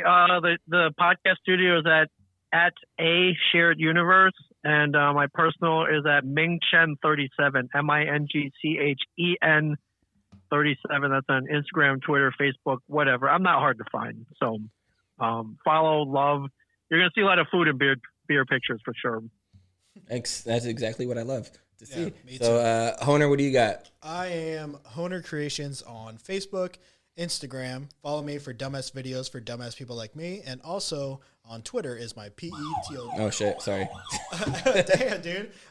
Twitter is PETOWNE. That's my personal. And follow us anywhere you get podcasts or social media is Drunk with Buds podcast. You can follow me at 2tones87 on Instagram and Twitter. That's the number 2tones87 on Instagram and Twitter. Bruce, what do you got? And plug the website. As I'm well. Beer Bandit Bruce on Twitter. On Instagram, I'm Bruce the Beer Bandit. On Untapped, I'm Bruce the Beer Bandit. You can follow us on drunkwithbuds.weebly.com. Please send us some beer recommendations. You can look at and listen to any of the podcast episodes we've done. You can see the beers we've done and our ratings, our top 5, our bottom 5. Please check out our website. Clothing. Buy some merch on teespring.com/duckwithbuds. We have some beautiful colorful stained glass hops, shirts, masks, leggings for the ladies. We also have women's clothes and men's clothes. We have a fabulous hoodie that our own Two Tones is wearing right now in a nice burgundy maroon. It's fantastic. That's what I was thinking of earlier. Ron Burgundy. Ron Burgundy. That's right. Ming, thank you for joining us on the show. Yes, We'd you so love to much. have you any time that you wish to venture us. We'll keep sending you beer if you keep saying yes to being on the podcast. That's you know how I work. Yeah, that'll work. Hopefully, we can do this in person soon. We'll do it in person when the con is. I believe it's in the fall. But if you want to join us in the spring or the summer, we'll have you back on with bells on. Bells on. Amazing. Thanks, guys. I appreciate it. Thank you, Yeah, man. thank you. It was a pleasure chatting with you. Loved the stories. It was really entertaining. And like Bruce said, hope to do it again. Hope to do it again. And if you want to bring on a guest, we can figure that out too. Oh, yeah. And so now we will end this with Drippin' Freestyle Trap Beat by Rouge on YouTube. Stay sexy, everybody. Everybody, let's try to rap. Okay. Here we go. Drippin'.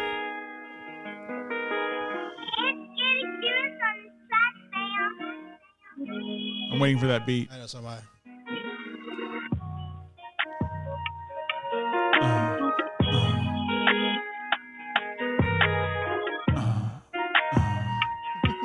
Get out I those. don't like that one. Oh, it's changing. We went to Blame. Smooth Rap Soul by Strange Plug Beats. I light my churro laser sword. I'm gonna get the cinnamon on this fight on. Kazow. Gotta let the beat ride, bro. Come on, baby. Okay, still recording? Yeah. Oh yeah. Get it. Ming, It's where's so- your rapping It's so skills? sexual right now. I know. It's like, let's see. Put the blame on me. I slide Yeah, it's in. me. I dive in. I dive in like a rhinoceros, and I'm going in like I'm diving in. I don't know what that means, but I'm here with Ming, and he knows what I mean. So we sing it to the ceiling. It's dealing everything I'm feeling. You know what I'm saying? Just chilling. I don't know. Fuck. Oh, he doesn't know nothing from a buck. Give him some dollars. I can't holla. I don't know. On to you, Ming. Rap song. He disconnected. So let's get reconnected. Ming, let's go. And I'm here with the best, repping with the Drunken Buzz podcast. That's all I got for now. I'll see you in South Bend. That's all I got. Oh, yeah. Yeah, I love it. Everyone, stay sexy. Follow us on Drunken Buds. Yeah. Stay See you sexy, next week everybody. with the comedian from Chicago, Spark Tabor. Yeah. Peace. Bye.